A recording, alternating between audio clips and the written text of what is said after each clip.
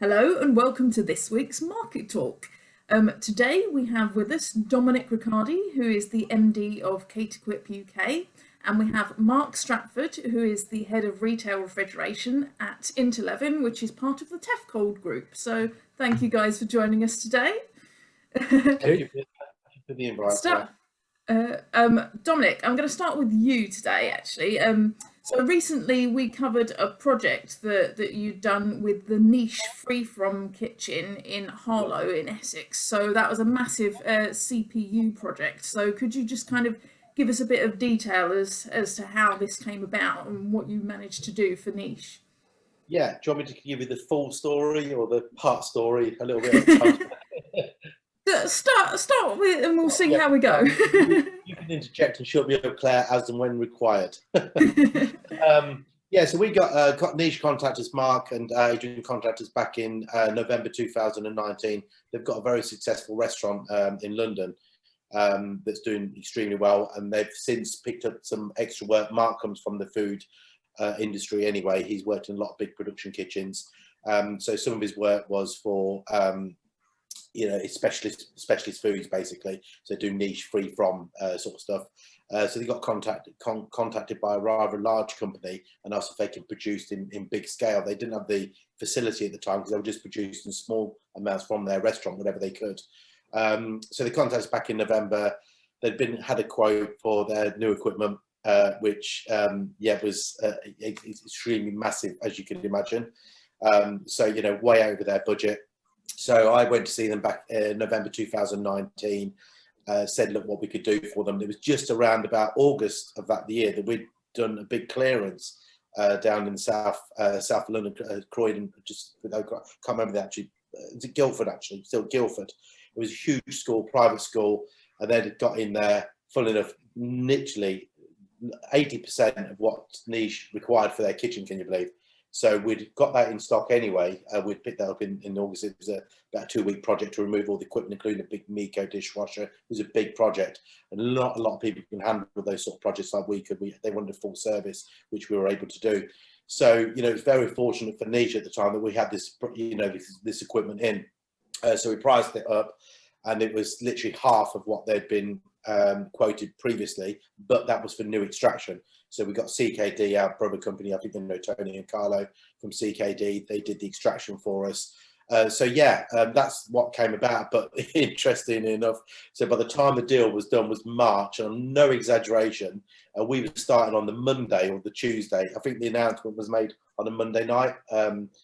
It was a Monday, wasn't it? Yeah, because we were going to get started literally the next morning. All the paperwork had been agreed, everything had been done, and we hadn't started on site. So we were all set to go on the Tuesday morning. This huge announcement came out on the Monday, and it was panic stations all around. I mean, these guys had this big kitchen there. They paid the lease. They've got so everybody was concerned. We were all worried. I think the whole country were at the time. They were especially worried because they knew that they wanted this kitchen open, but then they also thought, well, do we really want the kitchen open? What's going to happen? But we thought, well, it'll all be over in a couple of months, and it'll be gone. We won't need to worry about it. So it was a challenge from day one, literally that day. So on the Tuesday morning, nobody showed up for work. There was no phone calls. It was literally Prime Minister told us to stay at home, so we could stay at home.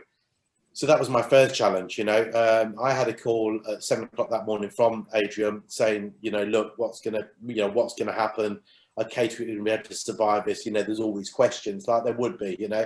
And I said, look, it's not a problem. Obviously, we're going to have to sort out the staff and whatever. So, yeah, so that's from day one. That was our first biggest challenge. So you can imagine it was a big challenge. Yeah. So, I mean, how did you meet the challenges of then ramping everything back up and working over lockdown? It was very difficult, Claire, because we had cold rooms going in, we had extraction systems going in, we had equipment to prepare in the workshops. It was every aspect was a challenge. We didn't have the staff, we couldn't get the materials. Everywhere was closed. We were putting the gas work in, we were putting the electrics in. I did literally a start to finish project. I project managed the whole thing. So I contracted electricians, I contracted the plumbers. I contracted the extraction. The cleaners went in. We did a deal where they wanted decorating doing, so I contracted all that. I arranged for the skips. It was literally a turnkey operation. and I had all that on my head on my own. Nobody was working. Yeah, it was a bit daunting, but we love a challenge, and I wrote to that, and I knew that we'd make it happen. But it was a funny thing because actually in February the 20th, I did a video from outside saying, "Hi, this is Dominic from Caterquip. This is their project, blah blah blah." And that was February the 20th. Said we're going to be open by the 20th of April. So that was obviously me being. We didn't know COVID wasn't even around at that time. We hadn't even spoken about that. It was funny because I was flying off to Tenerife the next day, and it was on the way back. I was seeing these people wearing face masks. Thinking, what's going on? And we were there that week that the lockdown had just happened in Tenerife. So it was a huge challenge, Claire. But we got the project done. It was over a longer period of time. It had to be. It was working safely, and weight face masks. But the great thing was, I remember, the great thing was the fact there was no traffic on the road. It was brilliant. I felt like I was king of the road. I was backwards and forwards from Harlow, and I was in 3 lanes, and it was just wonderful. But we got the project delivered probably around about July, August 2020. There was no rush, but there was a bit in between where they'd had an NHS project come along. That was around about June time. It was NHS had contacted them whether they could supply some food in bulk, and that really gave us the facility to be sort of key workers at the time, and it is around food anyway, so that's why we continued on with it. But I used mainly subcontractors during the whole process because our staff weren't here. Yeah, sure. Well, Dominic, we're keen to get your views on the the refurbishment and B grade market, which we'll come on to shortly. First, I'll bring Mark into the conversation. Dominic has just described there really what such a challenging year it's been. Yeah. And you kind of look back on where we were 12 months ago, and nobody quite knew what was about to come. Can you give us a sort of a brief overview of what the year has been like for Interlevin, and really where you find yourself at now from a business point of view? Yeah, I think as everybody's experience, it's been a very interesting, challenging year. In a way, we were, let's say, fortunate. We have remote workers anyway through the sales force. So when lockdown came, we were already set up on various platforms to be able to work from home. So we got a great team, just a fantastic, dedicated team. And it was just basically taking what was in the office and making that available at home. Things like this have been quite interesting, Zoom calls, etc. And particularly trying to engage customers on this platform as well has been very interesting. Some like that, others aren't so keen. But it's been a good year, to be honest, through all of that. So what we found is that the customer base has changed slightly. So previously, we did a lot of hospitality through wholesale and distributors, etc. And we found that it's a lot more retail, a lot more convenience driven. During lockdown, everybody wanted additional footage, frozen food, and we were able to challenge because we'd effectively stocked for Brexit. Got additional stock in for Brexit, lockdown hit, challenging on logistics, 2 drivers, no single drivers, etc. So that was challenging, but overall we've fared very, very well. The hospitality bit has also changed to more of the dark kitchens rather than front of house and your chains as such. But yeah, we've coped very well through the staff, the stock, and just really going overboard in communication. That's, I think, been key, to be honest, to say, hey, we're still here in both work form and to the customers. So yeah, it's been interesting. So it's interesting, you've got the kind of 2 channels there, the traditional hospitality, but also the kind of supermarket and that retail aspect to it. Now that side of it, the second side there has obviously been operating right the way throughout the whole, the lockdowns that we've had. What sort of trends have you seen in that area as far as refrigeration is concerned? In retail, the trends have been additional footage. So particularly the first lockdown, those places that were able to trade went for frozen food footage. We couldn't actually keep up with how many were going out per day. And then we found that there's been a switch to increased chill. And with the increased chill, we've also brought in new ranges. And we did that during lockdown, which is now putting us in a good position to move forward. So it has been additional footage that people have required, people shopping more locally. Those convenience stores may have been under footage in the first place. The footfall's gone up, therefore the demand's gone up. Okay. Good stuff. We like some positive news in these times. But Mark, you mentioned some new ranges, and I believe some multi-decks, including the Express range, have been launched recently. So can you kind of just give us a bit of a background on what need they fulfill and how you're selling those to the retail sector? We've always had a good offering to the retail sector, front of house and back of house. We wanted to refresh the front of house offer, and we've introduced what we call the Tefcold Express chill range, and that was a development in conversation with the customers. So it was about really good product display, good merchandising capacity, being able to have something that is complete, i.e. you've got angled shelves, you've got ticket strips, you've got front risers. It comes pre-assembled on the shelving layout. It fits through a standard door, therefore installation, running times quicker, they can get trade-in sooner. And we've also introduced all of the engineering, the energy efficiency technologies, night blinds, the refrigerant system, and just basically, as I say, just really updated the range. And we've introduced what I think is quite a trend at the moment in black and darker colours of anthracite greys that really make the equipment show the merchandise off better than, let's say, a white case. So it's been absolutely great. It's been received really well, and we can't be more pleased, to be honest. Good stuff. Okay, we'll come back to you in a bit, Mark, but going back to Dominic at the moment, there's been a kind of a stream of revenue that's possibly increased over the last year with in terms of second-hand and reconditioned catering equipment. So could you just talk to us a little bit about what you've seen of that and how you perceive the health of that market? Yeah, we've got, having a lot of inquiries. We get more inquiries. It's converting those inquiries into sales, actually. There's a lot of positivity out there about what's going to come out in the future.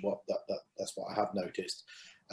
So, but the main thing at the moment, during the beginning of lockdown, actually, Mark's a good point. We had a big influx for sales of serve over counters, multi-decks, freezers, refrigeration equipment was a big thing. I think in that first few months, I was unable to deliver at the time because it was a balancing act of getting people off furlough, and was it viable enough to, but fortunately we had quite a lot of equipment here, pretty much, ready to go, which was good. So we obviously we had that big project in March, April, May, so we really slowed things down a little bit, but we were getting a lot of inquiries for refrigeration equipment. We're also getting a lot of inquiries for brat pans in combi ovens, and people starting to set up these dark kitchens, which now seems to be the feedback I'm getting is there's a lot of that going on, where people want to set up dark kitchens. Lots of new ventures coming in. I subscribe to a couple of investment companies, and there's one they're setting up. They're trying to sublet hotel kitchens in city centres, turn them into a dark kitchen. There's another company. They own car parks all over the US, and they're buying car parks in the UK, and part of those car parks are going to put in their own dark kitchens, in container kitchens. So they're going to offer a turnkey operation for any operator that wants to come in and operate that container kitchen, obviously with the use of Deliveroo and Uber Eats and all the rest of it. So that seems to be where it's going. And my sort of feeling is that I think more and more people, in the way that I've seen, we're getting a lot of inquiries for people like with back bar fridges at home, you know, that sort of stuff, you know, because they want to set the mark. You're probably getting the same. A lot of people with individual items. In fact, my own kitchen at home, I've put commercial kitchen there, and a big stone pizza oven and all of that sort of stuff. So I think that the future, certainly in the next couple of years, my prediction is that a lot of people are going to be dining from home a lot more, doing stuff from home, still going out, but probably not quite as regular as what they used to. And probably the older generation are probably more concerned than the younger people. So that the older generation is probably over 55, 60s or whatever, maybe a bit more cautious about going out as regular. So that's the way that I think it's probably going. But yeah, but it swings around about where you lose on one side, there's different sectors that open up, and that's the way it goes. So yeah. Yeah, I guess at the moment, Dominic, there's probably a surplus of reconditioned and second-hand equipment on the marketplace, particularly as on the high street side, a lot of operators have kind of consolidated their estates. How does that impact sort of pricing in the second-hand equipment market? Does pricing fluctuate in the same way as it would in the the new equipment market? It does fluctuate. Where we're getting a lot of people selling at the moment is I've been to London quite a number of times, and there you've got office blocks which are not going to go back to their full swing as they were before. So that's for instance, I was last week in the city. They'd spent a fortune on all new marble servery. I mean, literally, you can imagine, they were feeding sort of 200-300 odd people or whatever, and that's diminished now to what might be 50 or 60 or 70 or whatever. So they don't need that facility anymore. And it's a shame because we can't do anything with that equipment, that marble. And then what comes with it is, big conveyor dishwashers. You're very difficult to find a marketplace for that sort of equipment. The general small equipment, like your Rationale combis, so your 10-grid combis and 6-grid combis, they do hold their price. Actually, if they're Rationale, in fairness, because that seems to be the sort of the market leader. So yeah, and then you've got where we have slowed down is warewashing quite a lot, low sort of sales of warewashing and other general restaurant equipment. So some of these combis are probably going to these sort of production kitchens and that sort of stuff. But obviously, a combi being a combi, they're so versatile that they always pretty much hold their price. But yeah, at the moment, for myself, I'm actually turned myself to doing the sales. So I was in March, April, May, I was project managing, and March, April, May, I was sweeping the warehouse and doing whatever I had to do. So now I'm back to the sales, but actually I loved it. It was great. It's really good to get. I even did a couple of deliveries, and it was wonderful to be out on the road and there's nobody around, and it was just me. I was Caterquip. Now it's back to the day job, which is good. Mark, to come back to you, when you look at Interlevin now, a year down the line since the first lockdown was announced, would you say that the business is significantly different to what it was a year ago? Has there been any kind of cultural change within the organisation due to what's gone on? I think, as I said previously, because we are working remotely, or were working remotely before, it's not been such a cultural shock at all. Some of how we've had to operate has changed, obviously, and the social distancing rules, and we still haven't got everybody back in the office, but we don't necessarily need to. So there's been work changes, practices maybe a bit, but on the whole, we've just continued the job to do, there's customers to serve, how do we best do it? I think Dominic's sort of highlighting the same thing. We didn't have many people on furlough, we had a few, we've got everybody back, but not necessarily in the office. So we've had to double up on some roles early on, but now we're back to the full strength. And yeah, I think some good things have come out of it, which is the increased communication. I think that's been really, really helpful. We were having Zoom calls every day with everybody included in the office, just to make sure we understood and knew what was going on. So as a business, we're still serving the same customer base. We've got a lot of wholesale distributors, agents, etc. They're still with us. They're still selling refrigeration products as well. So not a cultural change at all, or a huge change, to be honest. Okay. Okie dokie. Mark, before you mentioned about stock holding due to Brexit, given that Interlevin is part of the wider Tefcold group and that's based in Denmark, how has that kind of helped in terms of being part of that bigger organisation to kind of mitigate the Brexit impact? It's helped immensely, you know, particularly with, I think there's a combination of Brexit and COVID, to be honest, but, you know, logistics has been, over the past couple of months, the real issue. Containers in the wrong places, not being able to get hold of containers, shipping costs going up, etc. You know, that's been the real challenge. But because, as you say, we've part of the Tefcold group. Tefcold group has actually expanded as well. So during lockdown, we acquired a company in the Czech Republic and Slovak. So we've got those online now. So we're able to swap goods around as well. Sometimes not that easy, but you know, if stock levels are low somewhere, we can transfer it to somewhere else. And the model is to stock. So we've literally gone overboard and make sure that we've got that stock in. We know when people come back, people are already starting to want more. We've got the stock there. We can turn it around really, really, and that's what customers want. So yeah, it has helped. Tefcold Group has really helped. Good stuff. Dominic, coming back to you, in terms of, say, the reconditioned market, there's a school of thought that says a lot of second-hand equipment flooding back into the hospitality sites is not necessarily going to help in terms of energy efficiency and in terms of making sure that kitchens are as low consumption as possible. What would your take be on that kind of thing? I mean, we do try and buy in as modern equipment as we possibly can, because obviously there's a market for more modern people. You know, people are really understanding the market now and the equipment. They do their homework because we've obviously got access to the internet. So we try and buy it as modern as possible. Where it's not, then no, it hasn't got the it's not probably as cheap to run or as green to run as a bit modern equipment. But sometimes people weigh up the costs on that and say, well, if I'm going to save a few grand on this particular appliance, it's going to take me a long time to get my money back to buy a sort of a newer one. So yeah, that's the only thing. But I do try. I do the buying as well. So I do try and buy as much modern equipment as possible. And what we don't buy, the older stuff, I think I mentioned to you before, we ship over to Egypt now. So there's a lot of we ship last year we were shipping about a container a month to Egypt of just older equipment. It's amazing Mark would be amazed what they do over in Egypt. So where we had some I mean, I can tell you the story, but yeah, these guys are pretty impressive.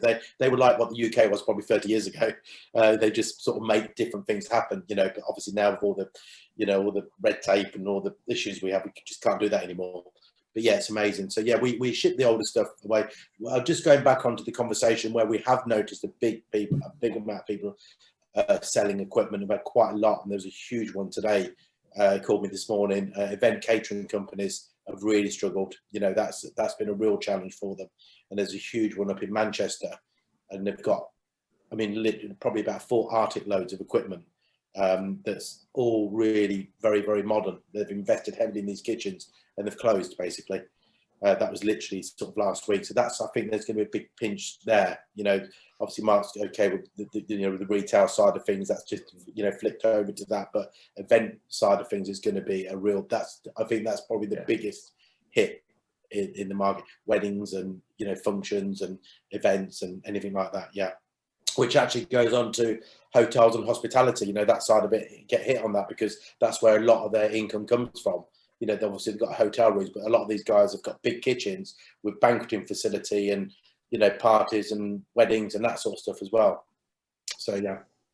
Dominic, your business is very well established in that, I know you offer warranty, or the equipment is kind of technically inspected before it's resold and things like that. Given the scenario you just described there, where you've suddenly got event caterers looking to kind of offload this redundant equipment, it's kind of natural that more people will perhaps try and get into that marketplace. Are you seeing an increase in resellers trying to move on unwanted equipment and so on? And does that create any issues in terms of, sort of regulation? Yeah, are you asking? Sorry, are you asking whether there's a bit more competition out there? People buying? Yeah, more competition from companies reselling second-hand equipment.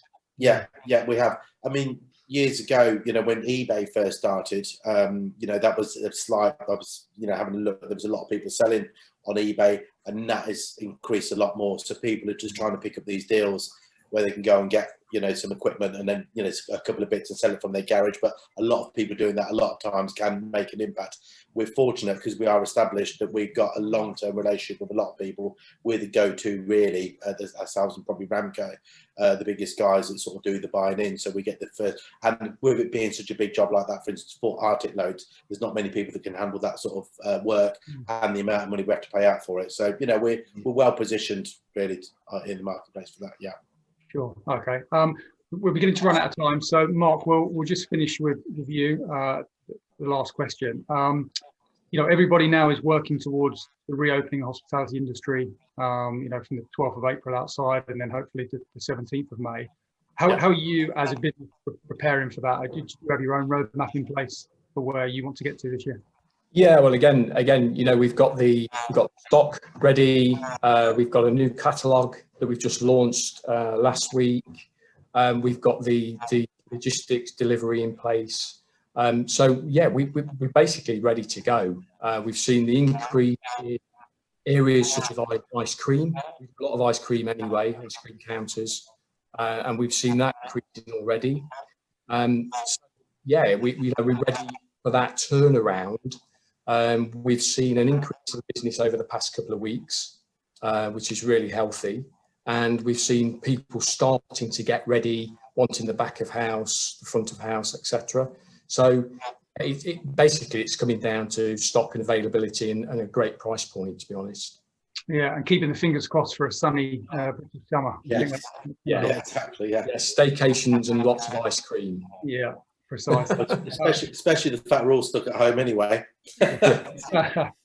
Well, Indeed, that's great note to end on. Thank you both for joining us in this week's Market Talk. Good luck in the weeks ahead. And for everybody else, we welcome you back with a new episode next week.